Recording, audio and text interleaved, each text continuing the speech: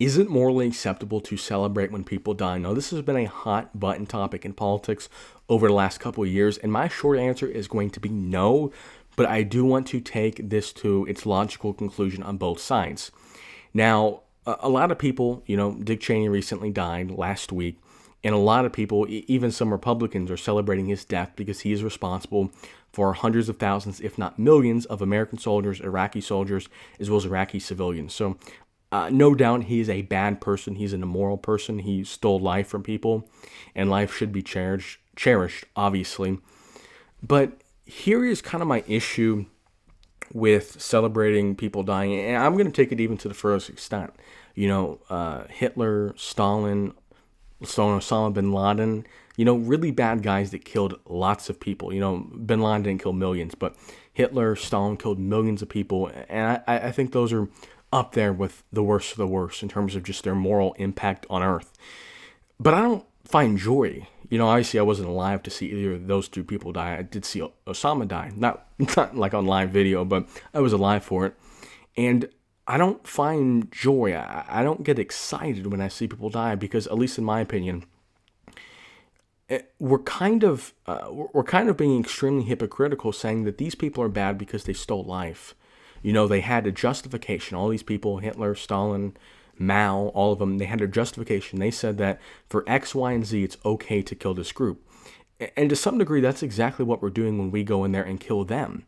We're saying that if you do X, Y, and Z, and I understand murder is worse. What they did was worse than whatever the people they killed did. But we are still arbitrarily going in and saying, you did bad thing, we're going to kill you, and us killing you is okay, and we're going to celebrate it. To me, that doesn't sit right for me. Are those people bad people? For sure. But I don't get, my heart doesn't tingle when I see people die. And I think if you're religious, and some of you aren't, but if you're religious, you got to ask yourself the question, if God can forgive anyone, why can't we? I mean, are you better than God? I don't think holding resentment for anyone is going to benefit you. What do you get out of that? These obviously aren't great people, at least in my moral opinion, but what do you get? I mean, do you win anything when these people die? Do you just get really jolly? My day's awesome. No, I don't think so. I think even at the furthest extent, and I'm saying all these people are bad, obviously, but I think even at the furthest extent, I would not say it's okay to celebrate that. I don't think it's okay. Now, I do want to make the counter argument. I do want to make the argument against what I'm saying, because I do think it's compelling, is when we discuss people who are responsible for death, mass death, it is, you could say these people, not me, but these people that celebrate these bad people's deaths, you could say these people respect life so much that they get so unhappy and emotionally unstable and just so angry at people who take it from others. And the fact that you'd be willing to take life from others means we need to punish you, and we need to see you suffer, and we need to see you die.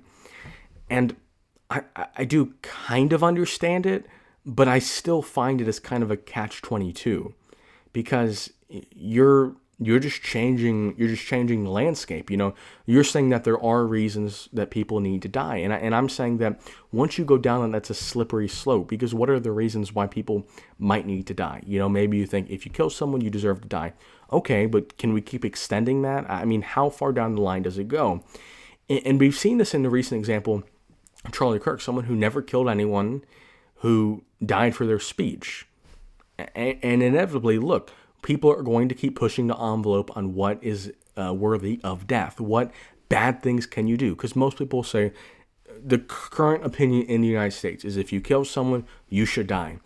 And I think that's really dangerous, because is it now if you assault somebody, if you beat somebody up in the street, you're drunk, you beat somebody up, they get badly hurt? Is it any violent crime? Is it thought crimes? Is it hate speech? Because, Charlie Kirk, the government didn't kill him, but someone killed him for his hate speech. So how far down this rabbit hole do we go? Is it anyone who disagrees with you, you're just now liable to go out and do something to them? I think it's definitely, this kind of vengeful attack back on people for your own personal opinion. It's different than what these bad people did, but I don't think it's that different. I think we have to, unfortunately, forgive them. I think that's the only way to go about it, because even if you don't like Dick Cheney, obviously, most people don't like him. No Democrats like him, but most Republicans don't like him either. You, it's tough to, put yourself in people's shoes, bad people, people that made decisions that you would have not made. He justified it for whatever reason, and all these other people justified it in their own minds. At the time, with the information they had, it made sense to them. And you could sit back, and you're 100 years later, and you could say, "Oh, I would have made the correct and moral decision." Maybe you would have made the correct and moral decision, but how do you know you would have not made the same decision, if not a more vicious, if not a more aggressive decision, if you were in those shoes? Maybe, I'll give you an example. I was against, obviously I wasn't alive for this, but I was against the United States nuking Japan. And I'm very against, I think killing civilian populations is immoral, and I don't think it should ever happen under any circumstances, at least intentionally. If you unintentionally do it, that's a little bit different, but intentionally killing a civilian population, I don't think you should ever do it. And although I feel that very strongly, I still have to acknowledge that the people making decisions, they were given a set of facts, and at the time, based on all the information, that was the decision that made the most sense to them. And I can judge them, but how do I know I would have not made the same decision? It's a lot easier to judge people's moral decisions after time has passed, after you've seen the repercussions of that, after you've seen the damage. It's not as easy in the moment to just say, oh, okay, I'm just gonna always make the right decisions. I don't think it's reality, and I think we need to show other people grace, even in the situations where you really shouldn't. Even in situations with a Dick Cheney, or just anybody you don't like, anybody that's done heinous crimes. I think it only makes sense. I think it's the only option, is to show people grace.